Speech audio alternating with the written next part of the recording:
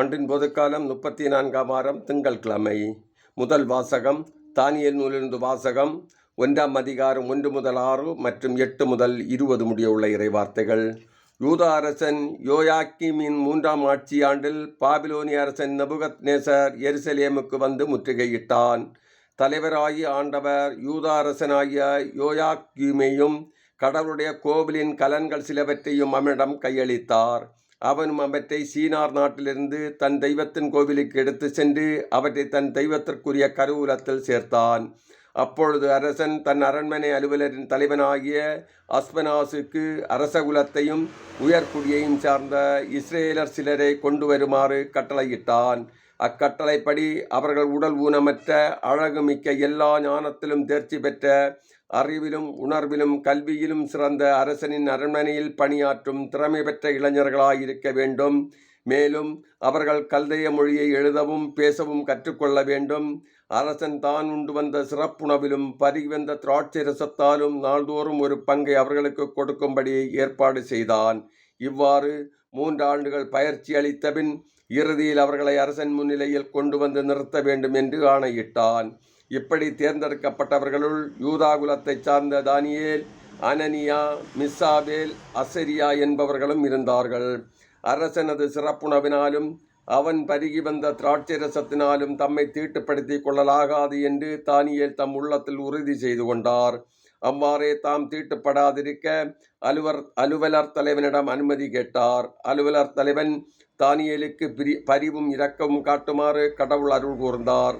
அலுவலர் தலைவன் தானியேலை நோக்கி, உங்களுக்கு உணவும் பானமும் ஏற்பாடு செய்திருக்கும் அரசனாகிய என் தலைவருக்கு நான் அஞ்சுகிறேன்.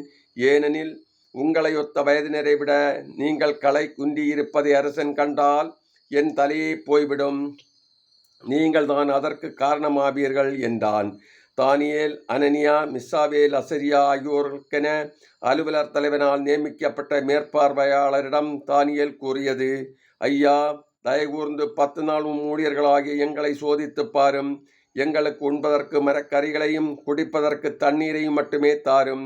அதற்கு பிறகு எங்களது தோற்றத்தையும் அரசனது சிறப்புணவை உண்ணும் மற்ற இளைஞர்களின் தோற்றத்தையும் ஒப்பிட்டு பாரும். அதன்பின் உமக்கு தோன்றியபடி உம்முடைய பணியாளர்களாகிய எங்களுக்கு செய்தருளும் என்றார். அவனும் இக்காரியத்தில் அவர்களுக்கு இணங்கி அவர்களை 10 நாள் சோதித்து பார்த்தான். 10 நாட்கள் ஆயின. அரசனது சிறப்புணவை உண்டு வந்த இளைஞர்கள் அனைவரையும் விட அவர்களது தோற்றம் மிகவும் களையுள்ளதாயும் உடற்கட்டு மிக செழுமையுள்ளதாயும் காணப்பட்டது.